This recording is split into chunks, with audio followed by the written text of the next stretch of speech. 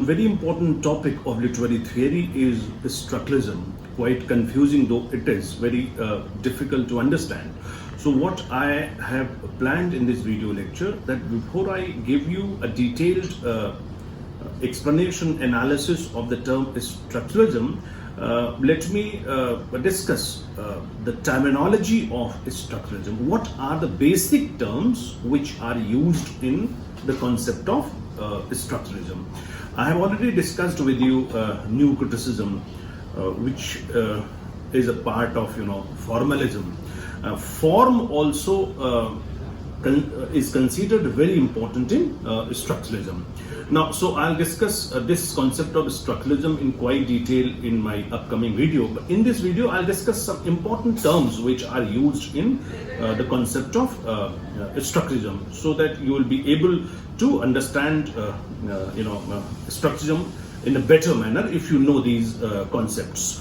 All of you know that you must have heard the name of a Swiss linguist, Ferdinand de Saussure. Now, he wrote a book called Course in General Linguistics. Now, this book actually revolutionized the concept of the language, and literary theory owes much to linguistics. Now, for Saussure, language is a system of signs, S-I-G-N-S. Language is a system of signs, and they are related on the basis of difference.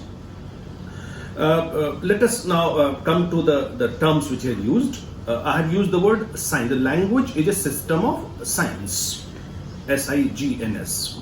A sign is divided into two. This sign, S-I-G-N, this sign is divided into signifier and the signified. Now, these are the two very important terms which are used by Saussure here in this theory of structuralism. So you have to pay attention to that. A sign consists of two, that is the signifier and the signified.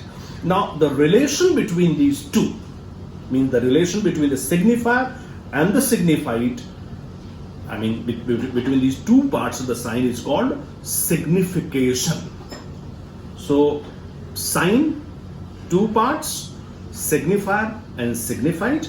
Relation between signifier and signified is called signification. Now, the relation between one sign and the other sign is called value.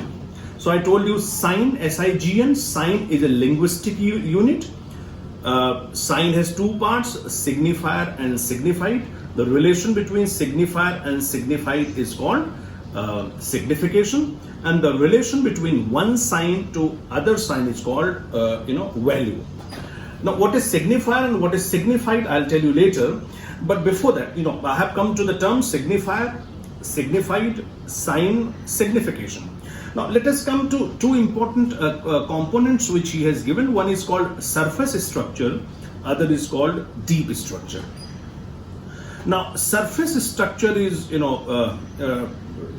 says that every language has two components. One is surface structure. Surface structure is which is physical and observable, and a deep structure which is invisible and abstract. These two terms are called langue and parole by Saussure. Langue and parole. Now, what is this langue? Langue is basically a set of underlying principles or the rules that govern the language.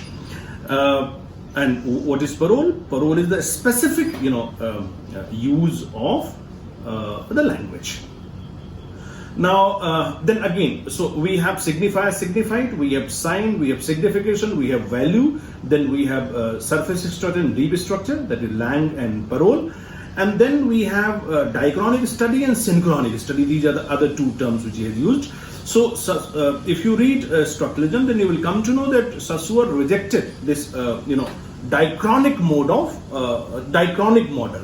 What is this diachronic model? that studying language in terms of history, the historical development of the language. Instead, he supported the synchronic model. What is the synchronic model? The present status and working of a language. So these two terms, diachronic and synchronic, he rejected the diachronic model and he adopts the synchronic model. So as far as the terminology is concerned, we have signifier, we have signified, we have sign, we have signification, we have value, we have surface structure, deep structure, langue, parole, diachronic study and synchronic study. Now as far as the signifier is concerned, signifier is basically the sound, image, the concept, and signified is that the image which is there in our mind. For example, when we say the word play, so when we say play, it's a signifier, and the concept image which comes in our mind, that is called signified. Means in our mind an image will come, play a game or something, that kind of image which comes in our mind is signified.